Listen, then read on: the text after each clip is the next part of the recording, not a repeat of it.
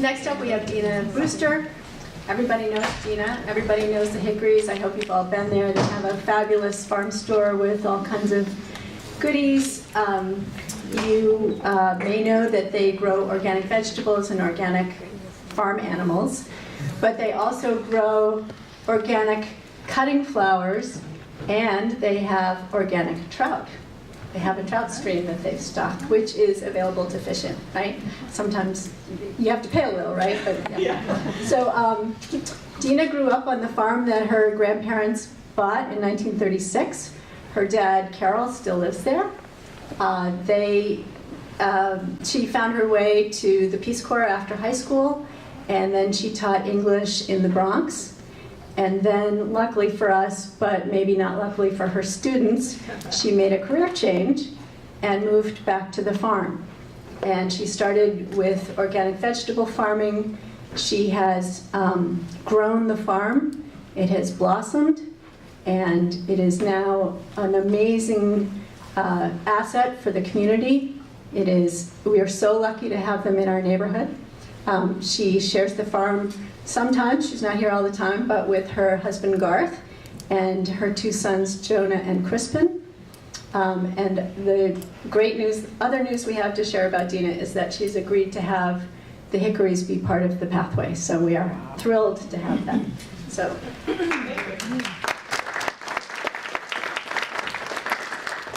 Thank you for having me here. Kitsy says that everybody knows me, but I'm sure some of you don't. So I'm glad to see new faces. I'm delighted to be here and really grateful that you have included a farmer as part of this discussion. So often farmers, I think, are part of the problem when we talk about this. Farmers are the folks out there spraying the Roundup and the 7 and the broad spectrum herbicides and pesticides. And so I am part of a small but loud groundswell of farmers who have tried to sort of change that mindset and really try to work for these bugs and the bees. And for me, I guess part of what I wanted to talk about tonight is a little bit about the sort of history of organic agriculture in my experience at our farm. You know, I am sort of humbled to be up here. I don't know any of the Latin names of the plants or the bugs I'm talking about, and to be speaking with folks like Lisa and Vic as well is humbling. But I think one of the reasons it's important that I'm here is that my livelihood is dependent on this project. That the bugs are my bankers at our place. And they are they are providing your dinners. Is anybody here in our CSA? So I have some members here for whom these guys are literally their farmers. And without these bugs pollinating the plants, there would be no food in this community, at least off our farm. 80% of our food wouldn't exist.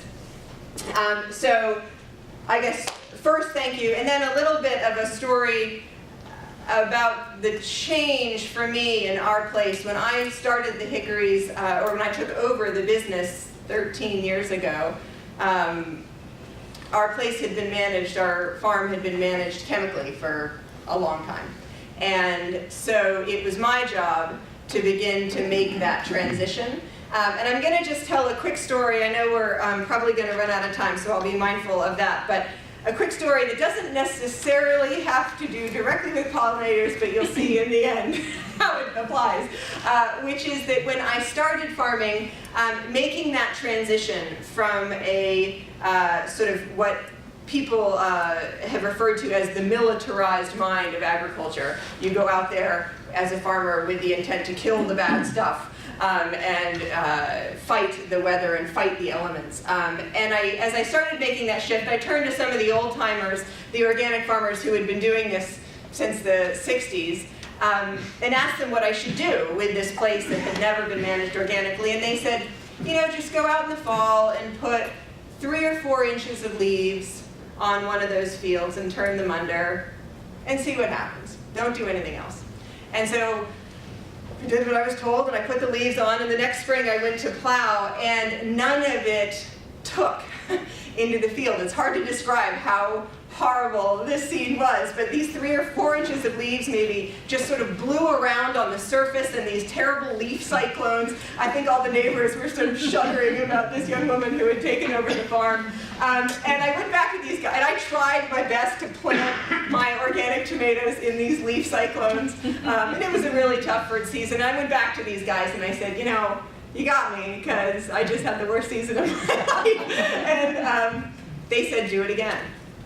And because I was trusting, I believed them and did it again. And the second time I went to plow under those 3 or 4 inches of leaves, by the spring they were mostly gone.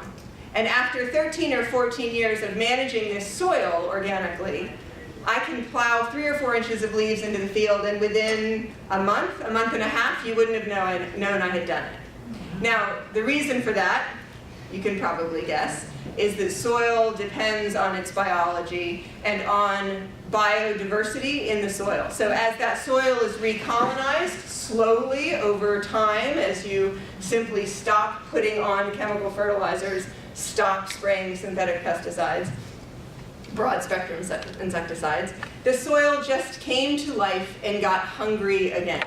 And it was hungry for the thing that New England forests and natural New England ecosystems is giving you for free every year, which is 3 or 4 inches of deciduous leaves.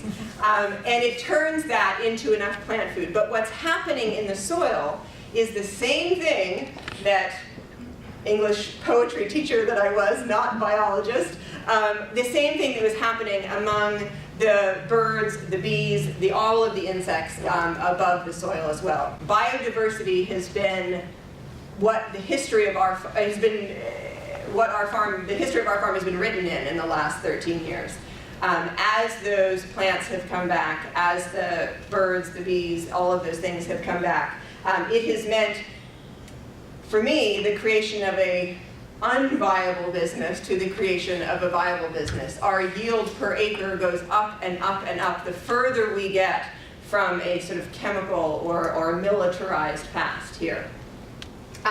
So that mindset shift has been important, and I wanted to also talk a little bit about the ways in which the pollinators and the biodiversity of the pollinators that have now sort of recolonized our fields in the same way that those bacteria and fungi recolonized our soil. The ways in some of my favorite bugs, I guess, is probably the next thing to say, and we'll talk more, I'm sure, during the discussion period. But Vic got to talk about his favorite butterflies, so I'll talk about my favorite bugs on the farm. And none of them actually, as I was thinking about talking to you tonight, none of them are directly pollinating. I obviously keep honeybees, and I'm dependent on the mason bees and the bumblebees and all these wonderful pollinators to protect the flower and to create the seed and protect the seed on our farm. But there's this second class of bugs also that are protected by what you are doing here in this pollinator pathway. And those are the beneficials, the predator bugs. And those guys are protecting the crop, primarily. And they are not as beautiful as the butterflies. They're not poster children. They're not good on posters and pamphlets. But man, are they just the coolest bugs. I met a woman a number of years ago, Mary Conklin, who is someone who hopefully many of you can meet. She works for the Cooperative Extension out of Yukon. And she came to our farm. She was assigned because I had, I don't know, some horrific pest problem, I'm sure. And she was assigned to our place, and she showed up, and I knew we were going to be friends instantly because her necklace was a hand lens. And I thought, you're my kind of person. And she was there because I had a horrific spider mite problem, and I was going to lose all of my watermelon, all of your watermelon, I should say. And Mary walked around the farm, and she spent the morning, and she said, gosh, you know, I did my PhD in beneficial insects, and then I've gone out to work on conventional farms, and for the last 20 years I haven't seen one. Because when you kill the bad bugs, you kill the good bugs. And so she was just, in heaven in our place because there are bugs everywhere. She said, I looked at your spider mite problem, and she said, just wait, don't do anything. Just wait 3 to 5 days and then call me. She said, your lacewings are about to hatch. And she had gone and found in our peach orchard that underneath the leaves of our peach tree had been billions of lacewing eggs. And if you don't know lacewings, they're the first of my favorite bugs. And they hatched, and 3 or 4 days later, there wasn't a spider mite left on the farm. And they had done what they do, which is to go out, find every single thing that is harming that watermelon, and protect that crop. My second favorite is the brackenid wasp. Does anybody have brackenid wasp experience? Do you have hornworms in your tomatoes ever? Those nasty green, awful, awful hornworms. If you're a tomato farmer, that's a real problem. And the braconids come, and they are those wonderful heroes who lay that foul, disgusting egg on the back of the hornworm that then they lay their eggs on the hornworm, the larvae hatch, and then eat the hornworm from its insides out. It's absolutely disgusting, but you come out in the morning and you don't have a hornworm problem anymore, and you didn't have to pick up a bottle of anything in order to save that crop. And of course, for me, there is that end game, which is this is what I do for a living. So hornworms are actually a real threat, and then the last one, and we'll use this to talk a little bit about some of the work that Kitsy mentioned with our flower farms, and hopefully afterwards we can please ask tons of questions about the flowers, because it's a neat new part of our business. But in trying to grow organic food, we have a lot of problems with aphids. And so my last favorite is the ladybug larva, which is not nearly as pretty as the ladybug, but you should learn to ID it. Look it up, Google it when you go home. Because that thing will go, up a stem within minutes and clean it of all of its aphids. They really do a fantastic job in our flower fields, making sure that we aren't harvesting a whole bunch of aphid-ridden plants for your vases. So a little bit then about, and I am mindful of time here, a little bit, and hopefully we'll ask questions later, but about the sort of production that we do. I have mentioned the certified organic, and that's USDA certified organic, so that comes with a whole list of regulations. But we do fruits and vegetables, and then after fruits and vegetables, we've added livestock. And the fruits and vegetables, believe it or not, 13 or 14 years ago, it was really tough in this town to sell organic fruits and vegetables, because folks didn't really understand as much as they do now why organic food mattered. And then the wave of enthusiasm broke over us, and we are doing fine now on the fruit and vegetable side. And so we started trying to do livestock. And livestock was equally difficult because no one wanted to meet their meat, so to speak. No one wanted to know, and then suddenly the wave of enthusiasm for grass-fed and pasture-raised and all of that broke over us, and I have a viable livestock business now feeding people in our town.